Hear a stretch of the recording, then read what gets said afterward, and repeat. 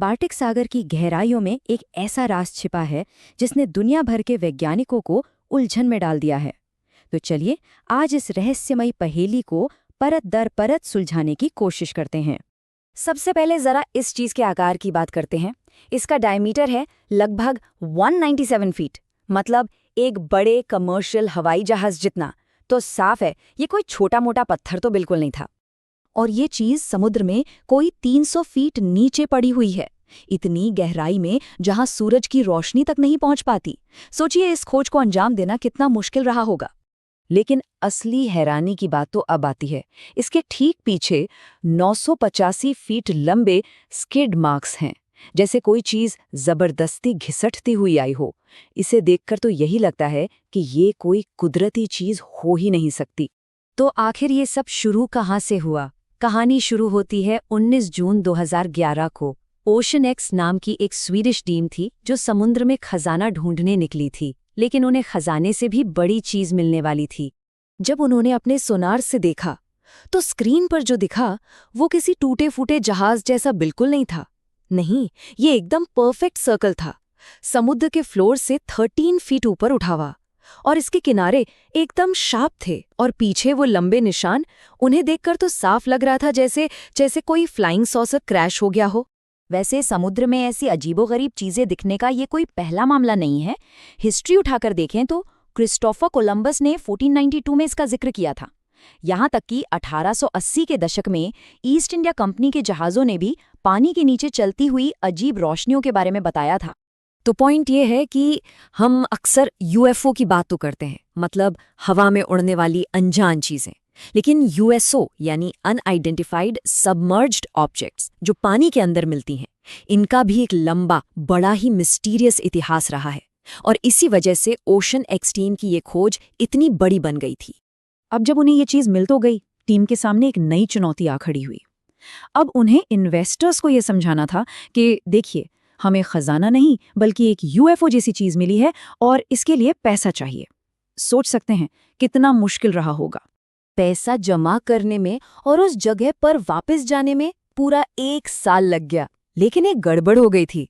उन्होंने कंपटीशन के डर से उस जगह के एग्जैक्ट कोऑर्डिनेट्स यानी लोकेशन किसी को नहीं बताए थे। मतलब अब उन्हें इतने बड़े समुद्र में उस चीज को फिर से ढूंढना पड़ेगा। और फिर जैसे ही वो उस लोकेशन के आसपास पहुंचे, एक बहुत ही अजीब चीज हुई। अचानक से उनके सारे इक्विपमेंट फेल होने लगे। रेडियो कम्युनिकेशन बंद, सोनार ऑफ, सारे डिस्प्ले ब्लैंक, जैसे कि वो किसी इनविजिबल एनर्जी फील्ड के अंदर आ गए हों। जैसे ही इक्विपमेंट वापस काम करने लगे, उन्होंने रियलाइज किया कि वो ठीक उस चीज के ऊपर थे, बिल्कुल उसके ऊपर। अब टाइम था कैमरा नीचे भेजकर देखने का कि आखिर ये है क्या। एक आरओवी यानी रिमोट से चलने वाली अंडर वाटर गाड़ी नीचे भेजी गई और उसने जो पहली तस्वीरें भेजी उन्हें देखकर सबके होश उड़ गए। ये एक सॉलिड चीज थी।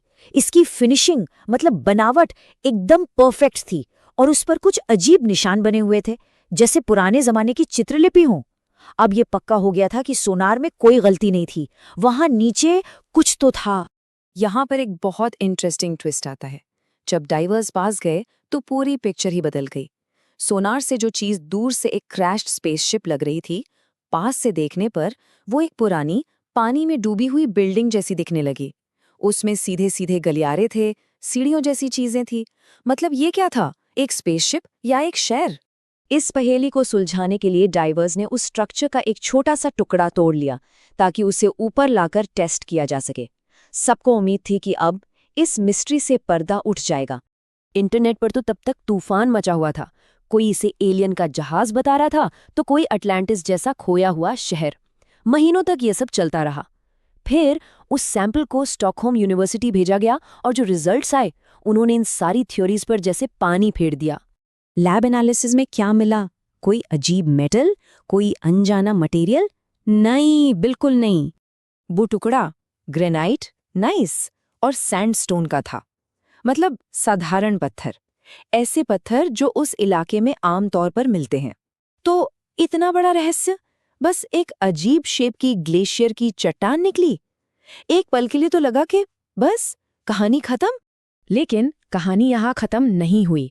क्योंकि इस पहेली का एक हिस्सा ऐसा था जो ये सिर्फ एक पत्थर है वाली थ्योरी से बिल्कुल भी मेल नहीं खा रहा था।